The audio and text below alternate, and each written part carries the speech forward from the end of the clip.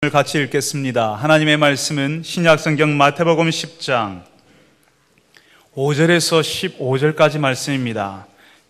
제가 가진 성경은 신약성경 14쪽 마태복음 10장 5절에서 15절까지 말씀, 마태복음 10장 5절에서 15절까지 말씀을 저하고 함께 교독하도록 하겠습니다. 제가 먼저 5절을 읽습니다.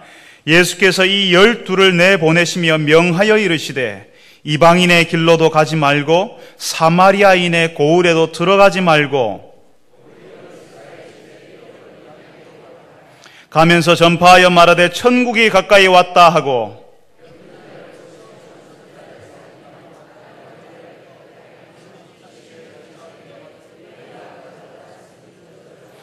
너희 전대에 금이나 의나 동을 가지지 말고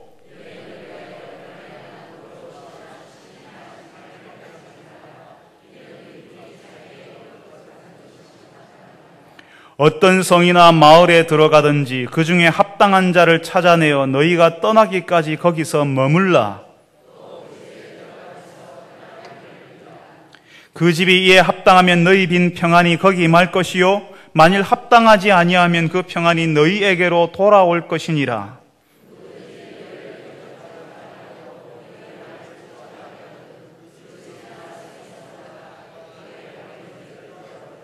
같이 읽습니다. 내가 진실로 너희에게 이르노니 심판날에 소돔과 고모라 땅이 그 성보다 견디기 쉬우리라. 아멘. 할렐루야. 찬양대에서 하나님께 찬양을 올려드리겠습니다.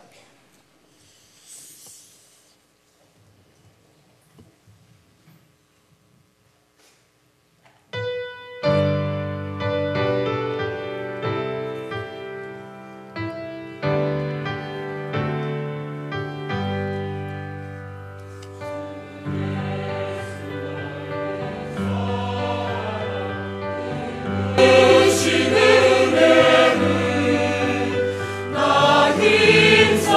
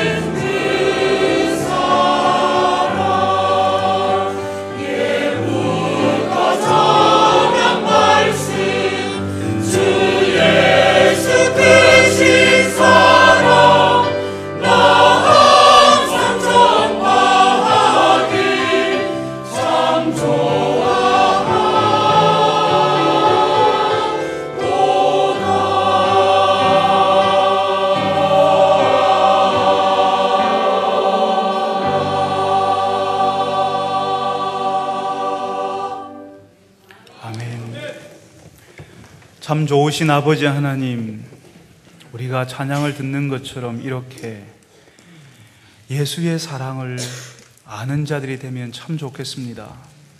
그 예수님의 사랑이 너무 놀라워서 예배하는 자리에 나오기를 원합니다. 주 앞에 기도하며 찬송하며 주의 말씀 듣기를 원합니다.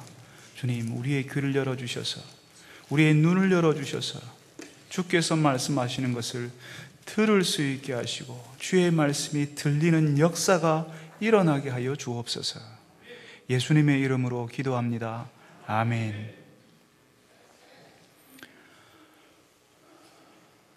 여러분 혹시 수영 해보셨습니까? 우리 아이들이 어릴 때 수영을 배웠는데요, 수영을 배울 때 여러분 어떻게 배우셨습니까? 사람이 물에 들어갈 때에 그 물이 부력이 어떻게 작용을 하고 물을 얼만큼 힘을 주고 저으면 수영해서 앞으로 나갈 수 있는지 그렇게 배우셨습니까? 우리 아이들은 그렇게 배우지는 않았습니다. 책을 읽고 수영은 이렇게 하는 거야, 이렇게 이론을 다 습득해서 이렇게 들어가지 않았습니다. 수영 어떻게 배우느냐 하면 일단 물에 들어가는 겁니다. 처음에 물에 들어가면 어떻게 되나요? 물이 아주 무섭지요, 그렇죠? 처음에 저희 둘째 아이 물에 들어갈 때요, 저한테 착 달라붙어가지고 절대로 안 떨어지려고 하더라고요. 그래서 떨어져서 물속에서 한번 있으면요, 코로 물이 들어가고 입으로 물이 들어가서요, 아마 우리 아이들이 마신 수영장 물 한 바가지 이상은 될 겁니다. 아마 수영장에서 오줌 누는 아이들 얼마나 많습니까? 예, 그 물 아이들은 먹으면서요 물하고 친해지는 거지요. 그 다음에 비로소 다리 젓기가 올라가고 팔 젓기를 하는 겁니다. 물 바깥에서 배 깔고 수영은 이렇게 하는 거야, 팔도 저어보고 다리 저어보도요, 소용없습니다. 물속에 들어가 봐야지만 되는 겁니다. 코로 물이 들어가서 정신이 혼미해지는 경험을 하더라도 물속에 있어야지만 수영 배울 수 있고요, 나중에 물을 타면서 수영을 즐길 수가 있게 되는 것 아니겠습니까? 예수님의 일을 하는 것도 이와 같습니다. 지금 예수님께서 제자들을 보내시는데요, 실습 훈련을 시키시려고 합니다. 봐라, 저기에 목자 없는 양과 같이 헤매는 사람들이 너무 많다. 그래서 내 마음이 너무 아프다 하시고 이제 그 사람들에게 제자들을 보내시는 겁니다. 목자 없는 양처럼 고생하며 지쳐있는 사람들 위로하고 도와주고 참 목자에게로 인도하게 하기 위해서 사람들에게 제자들을 실제로 보내시는 겁니다. 실습을 시키시는 겁니다. 우리가 아무리 목자 없는 양과 같은 사람들 도와야 합니다, 참 목자 하나님 소개하고 만나도록 우리가 잘해야 됩니다라고 말해도 소용없습니다. 우리가 사람들 사이에 있어야 하고요, 우리가 사람들에게 가야 합니다. 예수 안 믿는 것들하고는 상종도 하지 말아야 돼, 인사도 하지 말아야 돼, 친하게 지내지 말아야 돼. 그러면 안 되는 겁니다. 우리가 사랑방 모임에서 기도하고 있지 않습니까? 하나님, 우리 사랑방에서 새 가족 섬기게 해주십시오, 우리 사랑방도 새 생명 주십시오, 이렇게 기도하고 있지 않습니까? 그러면 우리가 기도한 대로 살아야 합니다. 기도한 대로 새 가족 섬기기 위해서요, 사람들에게 가야 하는 겁니다. 아직 예수님을 모른 채 목자 없는 양처럼 그렇게 사는 분들에게 우리가 가야 하는 것입니다. 우리 아이들이 수영하는 사람 보면서 야, 멋있다, 부럽다 이렇게 하면서 수영을 배우기 위해서 물속에 들어가지 않으면요, 수영 배울 수 없잖아요. 그것처럼 우리도 예수님이 보내시는 제자들처럼 사람들 사이에서 우리가 믿는 예수 신앙 드러내는 연습을 하지 않으면 목자 없는 양처럼 지쳐서 고생하며 힘들어하는 사람들에게 하나님 소개할 수 없는 것입니다. 우리 사랑방에, 우리 교회에 새 생명이 탄생하는 것을 볼 수 없는 겁니다. 예수님께서 실제로 해보지 않으면, 실제로 실습해보지 않으면 못한다는 사실을 아시니까 그 사실을 너무 잘 아셔서 제자들을 사람들 사이에 지금 예수님이 보내고 계십니다. 근데 어디로 보냅니까? 예수님께서 제자들을 어디로 보내고 계시죠? 오늘 성경에 보니까요, 어디는 가지 말고 어디로는 가라라고 하지 않습니까? 어디로는 가지 말라고요? 이방인에게도 가지 말고 사마리아 사람에게도 가지 말고 어디로 가라고요? 이스라엘의 잃어버린 양에게 가라, 이렇게 말씀하십니다. 여기서 예수님께서 이방인들과 사마리아 사람들을 극도로 혐오하시고 싫어하셔서 그 사람들에게 가지 말고 이스라엘 사람, 다시 말하면 유대인들에게만 가라라고 하신 것 아닙니다. 우리가 다 아는 것처럼 우리가 지금 마태복음을 읽고 있는데요, 마태복음을 쭉 읽어가다 보면 맨 마지막 부분에 마태복음 28장 19절 20절에 어떤 내용이 나와 있습니까? 예수님께서 말씀하시죠. 그러므로 너희는 가서 모든 민족으로 제자를 삼아 아버지와 아들과 성령으로 세례를 주고 내가 너희에게 분부한 모든 것을 가르쳐 지키게 하라라고 하시지 않습니까? 거기서 분명히 예수님께서 그러므로 너희는 가서 이스라엘에게만 제자를 삼아? 그렇게 하셨습니까? 거기서 분명히 예수님께서 모든 민족을 제자 삼으라고 하십니다. 분명히 예수님께서는 모든 민족에게 관심이 있습니다. 그런데 왜 여기서 예수님께서는 이스라엘에게만 가라고 하십니까? 왜 예수님께서 이스라엘 유대인에게만 가라고 지금 말씀하실까요? 여러분, 지금 예수님께서 제자들에게 실습을 시키고 있다는 사실을 아셔야 합니다. 다시 말하면 이 사람들이 지금 훈련받고 있는 것입니다. 한번 해보라는 것입니다. 훈련장으로 예수님이 보내시는 겁니다. 어디에 가서요? 제자들이 가장 훈련받기 좋은 곳에, 최적의 환경이 있는 곳으로 가는 것입니다. 말이 통해야 되죠. 한번 가서 하나님의 나라에 대해서 소개를 하는데요, 말도 통하지 않는 이방 사람들한테 가는 것이 적합하겠습니까? 우리 교회에서 전도 훈련을 하고 제자 훈련을 하는데 저 옆에 있는 미군 캠프에 가서 미군 한 명 전도해 오라고 하면 그게 말이 되겠습니까? 안 되는 일인 겁니다. 사마리아 사람들은요, 유대인들을 극도로 싫어하는 사람들이었습니다. 그런데 그런 사마리아 사람들에게 제자들 보내가지고 사마리아 사람들 한번 하나님 한번 소개해봐라고 하는 것은 맞지 않는 일이라는 것입니다. 지금 분명히 제자들 모든 민족에게 가야 합니다. 그리고 갈 때가 있습니다. 그렇지만 지금은 아닌 것입니다. 지금은 가장 잘 아는 사람, 자신과 같은 유대인들, 조금 더 편안하게 만날 수 있는 사람에게 가는 것이 맞다 하는 것입니다. 여러분, 우리와 함께 있는 사람들에게, 내 생활을 속속들이 알고 있는 사람들에게 입도 뻥끗 못하는 사람 있잖아요, 그죠?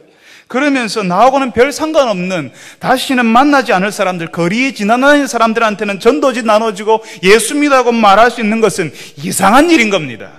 여러분, 우리 교회에서 선교사로 지원하겠다 하고, 목사님 나는 앞으로 목회자가 되고 싶습니다라고 이렇게 추천서 한번 써주십시오 하는 그런 분들이 찾아올 때에 무엇을 가지고 우리가 판별해야 되겠습니까? 이 사람 목회자 될 사람이야, 이 사람 선교사로 나가도 될 사람이야, 어떻게 판정할 수 있겠습니까? 지금 여기 가까운 곳에서 우리가 잘 아는 사람들 사이에서 잃어버린 양에게 관심이 없고 그 사람에 대한 사랑이 없는데, 그 사람들에 대한 사랑도 없고 이 사람 지금 여기에 있는 잃어버린 양들에 대한 관심도 없는데 다른 문화권에 다른 모르는 사람들을 살리러 간다는 말이 되겠습니까? 말이 안 되는 겁니다. 우리는 그런 사람들 추천할 수 없고 그런 사람들 지원해 줄 수 없습니다. 지금 여기서 우리 주변에 있는 사람들, 내가 아는 사람들에게 갈 수 있는 사람, 그 사람들을 위해서 뭔가를 했던 사람이 사역자가 되고 선교사가 되어야 되고 다른 문화권, 다른 지역에 가서 사역해야 되는 것입니다. 그렇다면요, 우리가 가장 형편을 잘 알고 누구보다도 잘 이해하면서 하나님에 대해서 말할 수 있는 사람, 우리의 변화를 보여줄 수 있는 사람들은 누굴까요? 여러분의 가족, 우리의 친척, 우리 친구들, 우리 주변 이웃들입니다. 불편하지요? 우리 생활을 다 알고 있잖아요. 우리가 예전에 어떤 사람인 줄 알고 있잖아요. 우리가 사는 지역, 우리와 함께 일하는 사람, 직장 동료들은 내가 얼마나 소심한지 다 알고 있습니다. 우리의 관계를 가지고 있는 사람들에게, 그 사람들에게 예수님께서는 가라라고 이야기하십니다. 예수님께서 12명의 사람들을 보내실 때에, 제자들을 보내실 때에 가까이 갈 수 없는 당신들에게 왕들, 귀족들, 장군들 만나서 뭘 하라고 하시지 않습니다. 우리가 가장 편안하게 다가설 수 있는 사람들에게 가라고 하십니다. 예수님께서 우리에게 기대하시는 것도요, 대통령 만나라고 하지 않습니다. 우리에게 외국 선교사가 되어서 우리가 가진 것 모든 것을 처분하고 나가라고 하시지도 않습니다.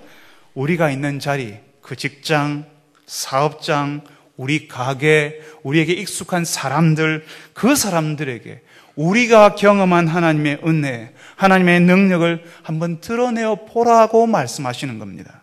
여러분요, 오늘 11시에 예배 드리러 왔는데 갑자기 담임 목사가 하나님의 은혜, 하나님의 능력을 가까이 있는 사람들에게 말하라고 하니까 부담 많이 된다고, 오늘 아침에 목사님 왜 저렇게 부담 주는지 모르겠다고 말씀하시는지 모르겠습니다. 평소에는 직장 동료들이 내 본 모습을 다 알고 있고요, 예수 안 믿는 내 아내가 내가 얼마나 소심한지 다 알고 있고, 내 주변 사람들이 내가 어떻게 사는지 다 알잖아요, 그죠? 그래서 내가 믿는 예수에 대해서 새삼스럽게 말하는 것이 쑥스럽고 부끄럽지 않습니까? 여러분, 목사인 저도요, 부끄러운 것이 한보따리입니다. 제 아내에게 물어보십시오. 남편의 부족하고 흉한 모습 말하라 하면요, 여러분은 아마 제가 이 교회 담임 목사인가 부끄러워하실지도 모릅니다. 그렇게 부끄럽고 연약하지만 그 가운데서도 피할 수 없는 진실이 있잖아요.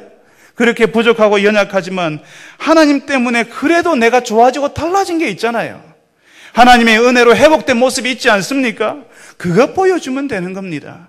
꼭 말로 할 필요도 없습니다. 예수 믿으라고 크게 말하지 않아도 괜찮습니다. 여러분 그냥 먼저 좋은 사람이 되어 주십시오. 여러분의 직장에 있는 사람들에게 그냥 좋은 예수 믿는 사람이 되어 주시면 됩니다. 직장 사람들 모였을 때 불평이란 불평은 혼자 다 하면서 예수 믿는다고 크게 소리치지 마십시오. 예수 믿으라고 말하지 마십시오. 먼저 좋은 친구가 되어주시고 그분들의 이야기를 들어주는 분들이 되시길 바랍니다.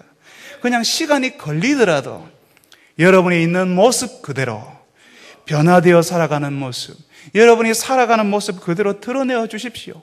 약하면 약한 대로, 부족하면 부족한 대로 여러분의 일어나는 예수님의 은혜를 말하면 되는 것입니다. 여러분의 자랑을 하라는 것이 아니라 여러분 속에 임한 그 하나님의 은혜와 능력을 말하라는 것입니다. 그래서 여러분이 예수님에 대해서 말할 때에 농담이 아니라 교회 한번 가보자고 슬쩍 지나가는 말이 아니라 여러분이 진짜 예수에 대해서 말하기 시작했을 때는 여러분의 삶의 무게로 받아들일 수 있도록 그렇게 하십시오. 여러분이 말하는 그 예수님이라는 그 말 속에 여러분이 살아왔던 삶의 여정이 들어가 있고 예수님 때문에 바뀌었던 여러분의 변화가 들어가 있고 수많은 사연들이 여러분이 살아온 세월만큼 녹아들어 있어서 그 예수님에 대해서 말하기 시작할 때 그 사람이 도저히 거절할 수 없는 무게감이 느껴지도록 해야 되는 것입니다.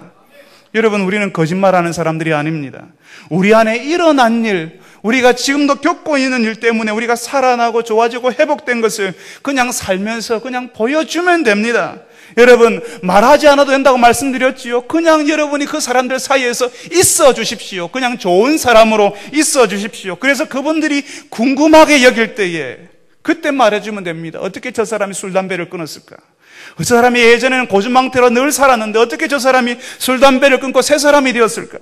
어떻게 자신의 부족함을 알고 먼저 잘못을 구하고 용서를 구하는 겸손한 사람이 되었을까? 어떻게 저 사람이 가정에서 저렇게 좋은 남편이 되었을까?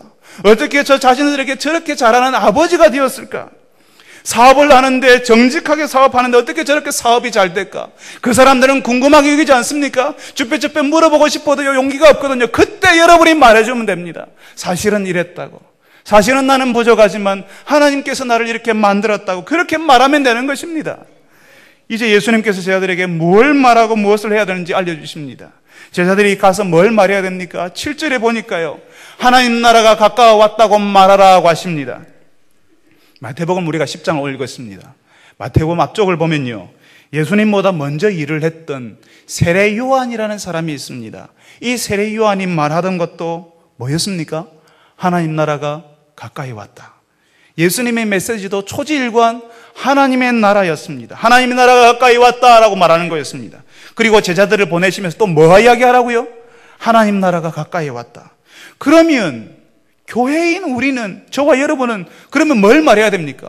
세례 요한도 하나님의 나라, 예수님도 하나님의 나라, 제자들도 하나님의 나라에 대해서 이야기했으면 교회도 하나님의 나라에 대해서 말해야 되는 겁니다. 하나님 나라가 가까이 왔다고요. 이 하나님 나라가 뭡니까? 하나님의 나라가 우리 가운데, 우리 속에 이미 왔다, 시작되었다. 하나님의 나라가 죽어서 가는 어떤 특정한 장소가 아니라 지금 우리 현실 가운데 들어왔고 우리가 그 하나님의 나라를, 다른 사람들은 보지 못하는 하나님의 나라를 지금 여기서 경험할 수 있다는 사실을 말하는 것입니다.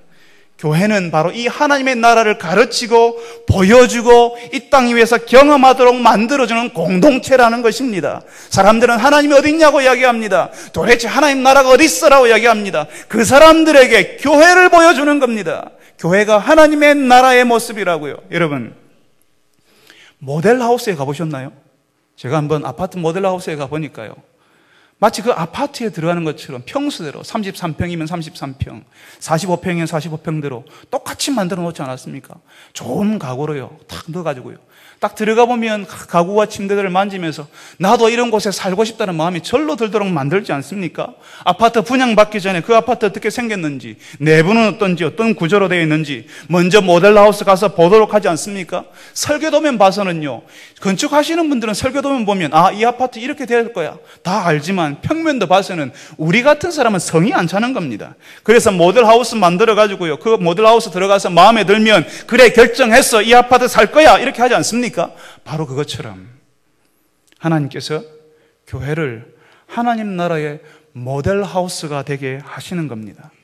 하나님 나라의 모델하우스가 되어서 하나님의 나라를 부분적으로 경험하도록, 하나님 나라의 은혜와 능력을 경험하도록 만들어주시는 것입니다. 성경에 나온 하나님 나라의 능력과 은혜가 그냥 성경 속에만 있는 것이 아니라 우리 현실의 실제 가운데 우리가 지금 매주마다 모이는 이 교회 사람들의 모임을 통해서 경험할 수 있도록 예수님께서는 하나님의 공동체를 만드신 것입니다. 참 감사한 것은요, 모델하우스가 진짜 아파트가 아니잖아요.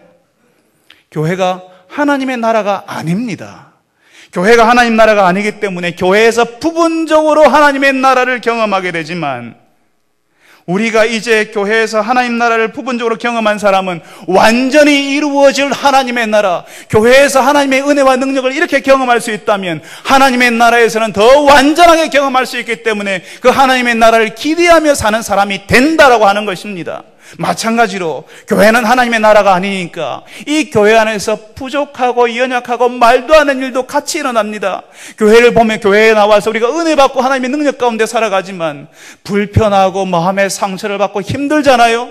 그렇지만 하나님의 나라가 완전히 이루어지면 그런 것이 없으니까, 그러니까 하나님의 나라를 더 절절하게 기다리면서 살게 되는 것입니다.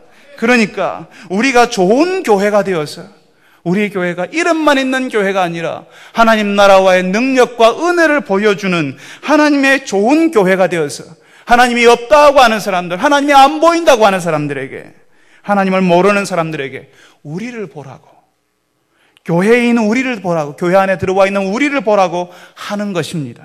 우리가 다 하나님 나라의 능력과 은혜를 체험했고 목자 없는 양처럼 헤매다가 미래도 소망도 없이 살다가 그렇게 살아난 사람들 아닙니까? 우리가 한때 그런 사람들이지 않았습니까? 그래서 예수님께서는 제자들에게 그 하나님의 나라가 이 땅에 현실이 되었다, 우리 안에 들어왔다, 시작되었다는 사실을 말하기 위해서 병든 사람 고쳐라, 죽은 사람 살려라, 나병 환자 깨끗하게 해라, 귀신 쫓아내어라 라고 말씀하시는 것입니다. 다시 말하면 제자들에게 하나님 나라의 능력과 은혜를 사람들에게 보여주어라. 사람이 살아나는 것, 회복되는 것, 좋아지는 것, 변화되는 것 보여주어라. 하나님의 나라가 멀리 있는 것, 희한한 것, 신기한 것, 죽어서 가는 것이 아니라 지금 우리 가운데 나타나는 현실이라는 사실을 보여주라고 말씀하시는 겁니다. 지금 예수님께서는요, 하나님 나라가 나타나는 증거로 단 4가지만 이야기했습니다. 그렇지만 하나님이 우리를 다스리기 시작할 때에, 우리 가정을 다스리고 우리 교관 모임을 다스리고 우리 교회를 다스리고 우리 직장을 다스릴 때에, 우리가 하나님을 목자로 받아들일 때에 이보다 훨씬 더 크고 많은 일이 일어난다는 사실을 알고 있습니까? 예수님은 겸손하게 4가지만 이야기했습니다. 그렇지만 우리 안에 하나님이 우리의 주인이 될 때에, 우리가 하나님의 다스림을 받을 때에 지금 여기서 일어난 4가지 일보다 더 놀라운 일이 일어나게 되는 것입니다. 예수님께서 우리에게, 교회인 우리에게 일어나는 것을 보여주어라. 너희들이 경험한 것 보여주어라. 거짓말하지 말아라. 교회 안에서 일어났던 것, 살아났던 것, 경험했던 것, 변화되었던 것, 그것만 말하면 되는 겁니다. 하나님 나라의 은혜가 나를 통해서 흘러나간 것만 말해주면 되는 겁니다. 그래서 다른 사람 살려라. 소망도 없고 미래도 없이 목자 없는 양처럼 살아가는 사람들 도와주고 고쳐주어서 하나님의 다스림 가운데 하나님 나라 안에서 살아가도록 해주어라라고 하는 것입니다. 누가 이런 일 한다고요? 목사만요? 저와 여러분이요. 하나님의 은혜와 능력으로 하나님 나라 백성이 된 여러분들이 오늘 예수님이 말씀하시는 대로 여러분이 가까이 있는 사람들에게 하나님의 은혜와 능력을 보여주고 그분들을 살리시는 일에 참여하시는 여러분 되시기를 바랍니다. 이제 예수님께서 실습하러 나가는 제자들에게 무엇을 준비해야 되는지를 알려주십니다. 더 정확하게 말하면요, 뭘 준비하지 말아야 하는지를 가르쳐 주셨습니다. 9절과 10절에 보니까요, 뭐라고 하십니까? 지갑에 돈 두둑히 넣고 배낭 준비하고 또 옷도 여러 벌 준비하고 신발 준비하고 지팡이 여러 개 준비하고 이렇게 하라고 하십니까? 지갑에 돈 다 빼버리고요, 배낭 여벌옷 필요 없고요, 신발 준비하지 말고 지팡이 같은 것도 준비하지 말라고 합니다. 아니, 제자들에게 준비를 단단히 해라고 가르쳐도 모자랄 판에 돈도 준비하지 마라, 입고 들고 있는 것 말고는 아무것도 가지지 말고 그냥 그대로 가라고 말하는 게 이게 말이 되겠습니까? 우리가 하나님의 일을 하는데요, 준비 없이 나가면 되겠습니까? 하나님의 일을 하겠다고 나서는 사람들에게 아무 준비도 하지 말고 그렇게 그냥 나가라고, 된다 가도 된다고 가르치는, 지금 예수님이 그렇게 가르치고 있는 것입니까? 여러분, 예수 믿는 사람이요, 사업할 때, 공부할 때, 우리가 사역할 때 더 철저해야 됩니다. 더 꼼꼼해야 됩니다. 더 계획해야 되고요. 더 고민해야 되고요. 더 열심히 해야 됩니다. 준비 없이 해서는 안 되는 겁니다. 은혜로 한다고요. 그냥 구렁이 담 넘어가듯이 넘어가는 사람들이 참 많습니다. 여러분, 사역할 때 철저하게 준비해야 됩니다. 그런데 예수님께서 여기서는 도대체 무슨 말씀하시는 겁니까? 여기서 지금 예수님께서 말씀하시는 것을 우리가 어떻게 이해해야 될까요? 지금 예수님께서 제자들에게 진짜 사역자가 되도록 훈련시킨다는 사실을, 더 정확하게는 실습을 시킨다고 말씀드렸습니다. 그 실습 훈련을 시키실 때요, 지금 이제 진짜로 사역하기 전에 훈련을 받고 있는데, 그 훈련을 받을 때 뭔가를 경험해 봐야 되잖아요. 이 실습 훈련의 목적이 가장 중요한 뭔가를 경험해 봐야 되는데, 가장 중요하게 경험해야 될 것이 바로 이 제자들이 하나님의 공급하심, 하나님의 채워주심을 경험해 보라는 것입니다. 여러분, 예전에 하나님을 의지하는 것, 하나님께 기댄다는 것이 무엇인지 말씀드린 적이 있습니다. 우리가 옆에 벽이 있으면 그것을 의지하고 기댄다 할 때요, 우리의 중심을 무너뜨려야 한다고 말씀드렸습니다. 여러분 보십시오. 제가 뭔가를 기대고 있습니다. 이렇게 지금 몸을 기울이고 있습니다. 내 중심을 무너뜨리지 않으면 내 옆에 있는 벽을 의지할 수 없고 기댈 수 없는 것입니다. 우리가 보이지 않는 하나님을 의지하고 기댄다고 할 때에 내 삶의 중심을 하나님께 옮기지 않고요, 내 무게 중심을 하나님께 옮기지 않으면 기댈 수 없고 의지할 수 없습니다. 내 몸의 중심을 무너뜨려 버려야 되는 겁니다. 내 인생의 중심을 무너뜨려야지만 하나님께 기댈 수 있습니다. 그런데 문제는 하나님이 안 보이잖아요. 그러니까 사람들이 불안해서 못해요. 지갑에 돈 다 빼버려라 하니까요, 사람들이 불안해서 안 되는 겁니다. 움켜잡아야 되는데요, 세상 사람들은 움켜잡으라고 하잖아요. 그런데 다 빼버리라고 하니까 이게 불안한 겁니다. 하나님께 맡기라고 하는데 맡기지를 못하는 겁니다. 목사님, 나도 하나님께 맡기고 싶어요 하는데요, 자기가 인생의 중심을 딱 잡고 버티고 있는 겁니다. 몸의 중심을 무너뜨려야 되는데 무너뜨릴 수가 없는 겁니다. 해보지 않았으니까요. 인생의 무게중심을 무너뜨리는 훈련을 해보지 않았거든요. 빈손 들고 하나님의 일을 해보던 게 없었거든요. 뭔가 손아귀에 꽉 쥐고 난 다음에, 뭔가 가득 가지고 난 다음에 일을 했거든요. 그러니까 불안해서 안 되는 겁니다. 무너뜨리지를 못하는 겁니다. 기댈 줄을 모르는 겁니다. 그러니까 이게 연습이 안 되니까요, 시간이 지나도 신앙생활을 오래 했어도 하나님께 맡긴다, 의지한다, 기댄다가 안 되는 것입니다. 해보지 않으면 불안해서 할 수가 없습니다. 그렇지만 한 번만 해보면요, 한 번만 해보면 다음부터는 아주 쉽게 우리의 중심을 무너뜨리면서 기댈 수 있습니다. 지금 예수님께서 제자들에게 너희들 지갑에 돈 다 빼라, 옷 준비하지 마라, 배낭 준비하지 마라, 입고 있는 거 그대로 가서 해라 라고 말하는 것은 하나님께서 너희들을 공급하시는 것, 너희들을 채워주시는 것을 너희들이 맨몸으로 한번 그거 경험해 보라는 것입니다. 하나님을 의지해서 하나님의 공급하심을 체험하게 되면 우리가 일할 때에, 하나님의 일을 감당할 때에 하나님께서 공급하실 것을 기대하고 하나님의 손에 이끌려서 일하게 됩니다. 전에 말씀드리지 않았습니까? 포크레인 옆에서 삽질하지 말라고요. 포크레인 옆에서 삽질하지 말라고요. 하나님께서 한번 푹 뜨시면요, 끝장나버리는데 거기서 내가 불안해가지고 거기서 삽질하고 있는 겁니다. 이 하나님의 공급하심을 체험하지 못하고서는 하나님의 일을 할 수가 없습니다. 하나님의 공급하심을 내가 믿지 못하니까요. 공급하심을 체험해 본 적이 없거든요. 맡겨본 적도 없으니까요. 기대해 본 적이 없거든요. 그러니까 하나님의 공급하심도 없어요. 믿지 못하니까 내가 다 준비해야 되잖아요.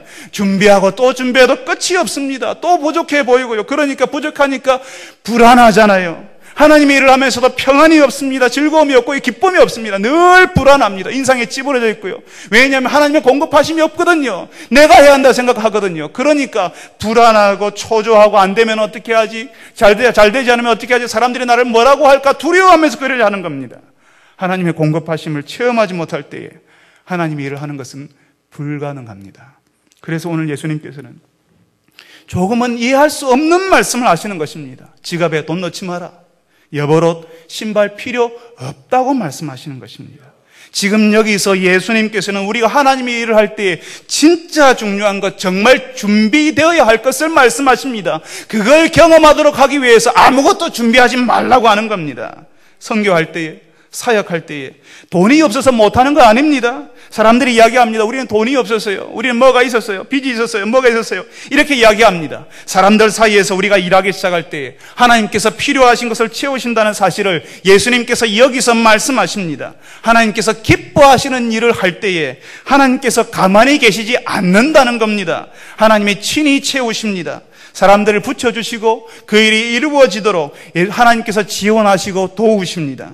우리가 돈이 없어서 사역을 못하는 것이 아니라 우리가 하나님의 일을 해보겠다는 생각이 없고 하나님의 말씀대로 사람들 사이에 들어가 보겠다는 순종이 없어서 사역이 안 되는 것입니다. 여러분, 왜 사랑방 모임에서 선교사 가정에 선물 보내자고 합니까? 선물 한번 보내보자고 합니까? 왜 우리가 다음 주부터 사랑의 쌀모으기 한번 해보자고 우리가 이야기합니까? 우리가 하나님이 기뻐하시는 일을 할 때 하나님께서 우리를 어떻게 채우시는지 같이 한번 보자는 것입니다. 하나님의 교회가 사람의 힘으로 움직여가는 것이 아니라 하나님의 채우심과 하나님의 능력 가운데 흘러간다는 사실을 우리가 다 같이 체험해보자는 것입니다. 왜 헌금 시간마다 새가족 방문자들에게 헌금하지 말라고 부탁드립니까? 자원하지 않는 헌금 없어도 되는 겁니다. 자원하는 주의 백성들이 즐겨내는 것만으로도 가지고도 하나님의 일이 이루어진다는 믿음 때문에 그렇습니다. 예수님께서는 우리가 주의 일을 하고자 할 때에 하나님의 공급하심에 맡기라고 가르쳐 주시는 겁니다. 우리가 주의 일을 할 때에 하나님께서 가만히 계실 수 없어서 채우시고 도우시고 입히시는 것 좀 보라는 것입니다. 사랑하는 성도 여러분, 물속에 들어와 있지 않으면 수영 배울 수 없거든요. 하나님의 일에 뛰어들지 않으면 하나님의 공급하심도 체험할 수 없습니다. 우리가 하나님께 한번 기대해 보지 않으면요, 지갑에 돈을 빼놓지 않으면요, 하나님의 공급하심은 없습니다. 하나님의 일을 하는 현장으로 한번 들어와 보십시오. 그래서 하나님께서 여러분을 채우시는 것, 친히 공급하시는 하나님의 은혜를 체험하시는 여러분 되시기를 바랍니다. 하나님께서 여러분 하나님의 공급하심이 우리에게 나타나는데요, 어떻게 나타나냐 하면 사람들을 통해서 나타납니다. 갑자기 하늘에서 동아줄 떨어져 가지고요, 얘들아 올라와라 이렇게 하지 않습니다. 그 사실은 11절에 하나님께서 그런 사람들을 합당한 자라고 표현하고 있습니다. 합당한 자라는 말은요, 제자들이 전하는 하나님의 말씀을 듣고 하나님의 필요를 채우기 위해서 자신의 것을 내어놓는 사람들을 가리킵니다. 제자들이 가는 어디에서나 하나님의 일이 이루어지도록 돕는 사람들이 있다는 것입니다. 나는 도운 적이 없는데 어떻게 그런 일이 일어나지요? 하나님께서 그런 사람들을, 내가 아닌 다른 사람들을 붙여주셔서 그런 일이 이루어지게 하셨습니다. 우리나라에 최초의 선교사가 들어왔을 때에, 복음이 전했을 때에 수많은 합당한 자들이 일어나서 이 땅에 그 사람들을 채우고 공급해서 지금 우리 교회가 섰고 또 지금도 수많은 다른 지역의 주의 교회들, 공동체들이 서가고 있습니다. 하나님께서 그런 사람들을 만나게 하시고 그 사람을 통해서 하나님의 공급하심을 경험하게 하시겠다고 말씀하십니다. 예전에 미국에서 처음 유학생활을 할 때 저와 제 아내의 영어를 도와주던 미국인 자매가 있었습니다. 이 자매의 꿈이요, 북한 땅을 위해서 선교사가 되는 것이었거든요. 얼마나 귀한 자매였는지 모릅니다. 그런데 이 자매가 맥도날드 같은 그 패스트푸드점이라고 하잖아요. 그죠?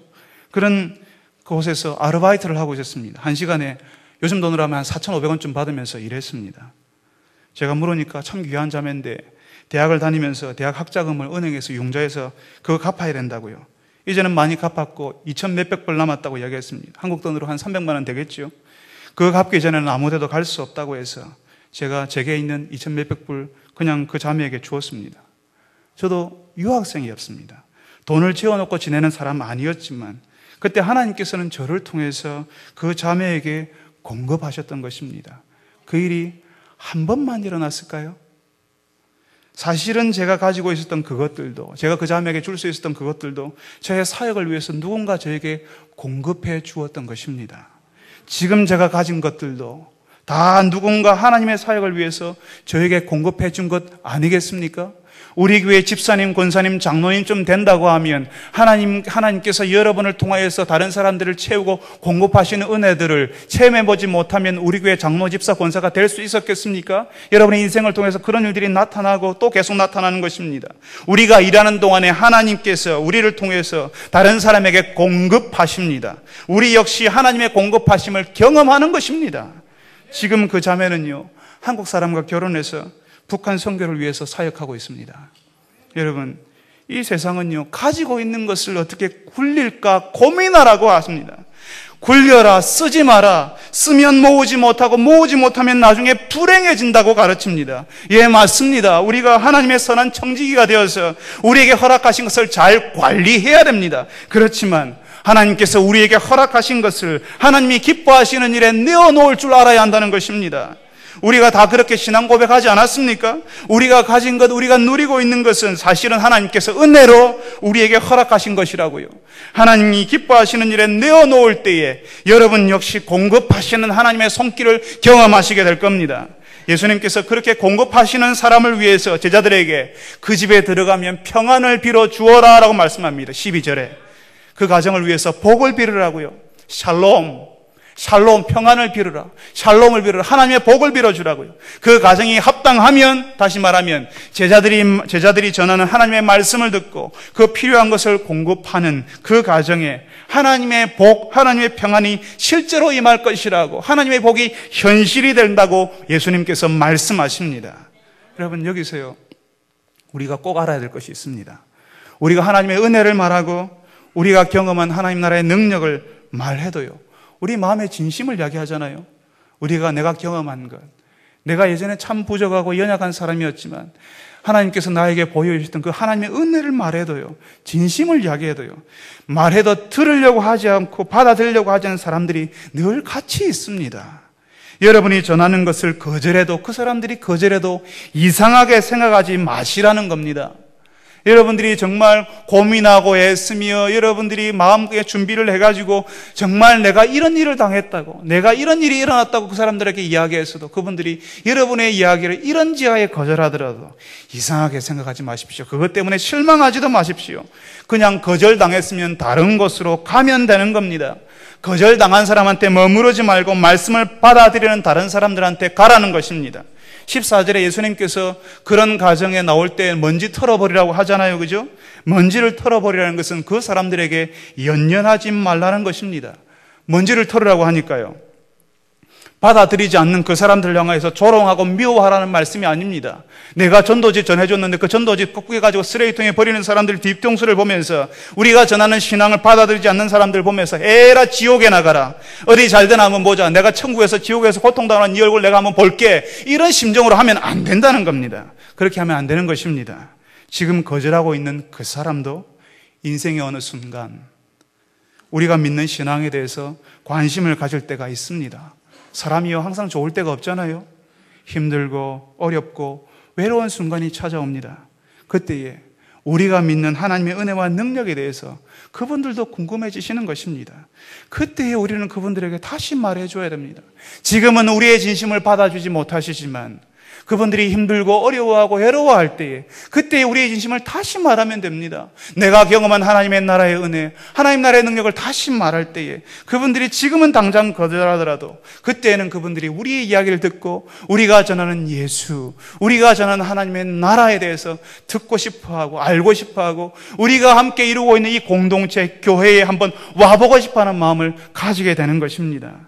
지금은 당장 거절하더라도요, 그분들의 마음이 풀어지고 외로워할 때에 우리가 다시 가고 또 가야 하는 이유는 거절의 대가가 너무너무 크기 때문입니다.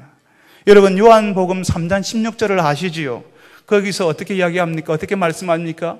하나님이 세상을 이처럼 사랑하사 독생자를 주셨으니 이는 저를 믿는 자마다 멸망치 않고 영생을 얻게 하려 하심이니라. 예, 거기서 믿는 자는 멸망치 않고 라고 이야기합니다. 그러면 믿지 않는 자는요? 믿는 자는 멸망치 않고 라고 이야기하는데, 그럼 믿지 않는 자는요? 믿지 않는 사람에게는 멸망한다, 심판이 있다는 겁니다. 하나님이 없는 인생 자체가요, 하나님이 없는 인생 자체가 심판이거든요. 멸망이지만 우리가 이 땅 위에서 예수님을 구원자로 받아들이지 않을 때에는요, 다시는 기회가 없거든요. 영원한 멸망, 영원한 심판을 받게 되기 때문에 그분들이 거절했지만 그분들이 마음이 풀어지고 외로워지고 힘들어질 때 다시 가고 또 가야 하는 이유가 여기에 있는 겁니다. 오늘 우리가 읽었던 말씀 15절에도 그 심판이 소돔과 고모라가 받았던 심판보다 더 가혹하고 혹독할 것이라고 하지 않습니까? 소돔과 고모라가 유황불로 완전히 사라져버렸는데 그것보다 더 혹독할 것이라고 말씀하지 않습니까? 그래서 그 사람들에게 우리가 가고 또 가야 하는 것입니다. 우리 가까이 있는 사람이라면 더 그래야 하는 것입니다. 사랑하는 성도 여러분, 예수님께서 제자들을 실습 현장에 내어 보이시는 것처럼 예수님을 따르는 우리에게, 사람들 사이에, 특별히 우리 가까이 있는 사람들에게 들어가라고 하십니다. 가서 우리가 경험한 하나님의 은혜를 흘려보내라고 하십니다. 사람들을 도와주고 살려주고 그 이야기 들어주고 그 사람들과 함께 있어주고 하나님 때문에 어떤 일이 우리의 인생 가운데 일어났는지 보여주라고, 꼭 말로 하지 않아도 괜찮잖아요. 보여주라고 하십니다. 이 하나님의 일에 동참하셔서 하나님의 공급하심을 체험하시는 예수의 귀한 제자들이 되시는 여러분 되시기를 바랍니다.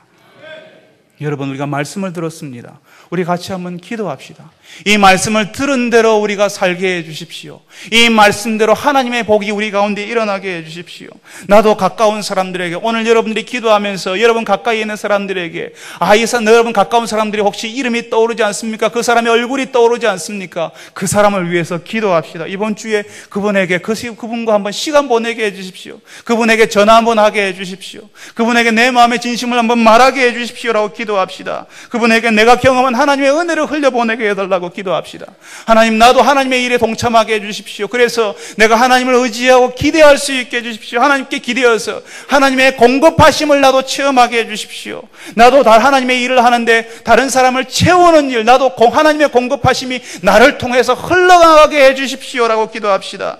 다른 사람이 거절해도 그 사람이 힘들 때, 어려울 때에 나도 옛날에 하나님의 복음을 거절했는데 하나님의 복음을 거절하는 그 사람에게 나도 가고 또 가는 사람이 되게 해주십시오. 우리 이 시간에 다 같이 한번 한 몫으로 이 일을 위해서 기도하겠습니다. 거룩하신 아버지 하나님, 우리에게 주님이 왜 말씀을 듣게 하셔서 감사합니다. 아버지 하나님이 오늘 저희들에게, 우리 가까이 있는 사람들에게 하나님의 말씀을 가지고 하나님의 은혜를 흘려보내라고 하시는데, 아버지 하나님, 사람들 사이에서 벗어나는 것이 아니라 그 사람들 사이로 들어갈 수 있게 하여 주시옵소서. 아버지 하나님, 그리하여서 아버지 하나님, 내가 경험한 예수 그리스도의 은혜, 내가 여전히 부족하고 부끄럽고 쑥스러운 모습이지만 나 안에 일어났던 그 하나님의 은혜와 하나님의 능력을, 사람의 자랑이 아니라 하나님 나라의 은혜와 능력을 말하는 사람이 되게 하여 주옵소서. 그분들에게 보여주게 하여 주옵소서. 내 가까이 있는 사람들에게 좋은 친구가 되어주시고 좋은 예수의 사람이 될 수 있게 하여 주시옵소서. 시간이 걸리더라도 주님, 저희들이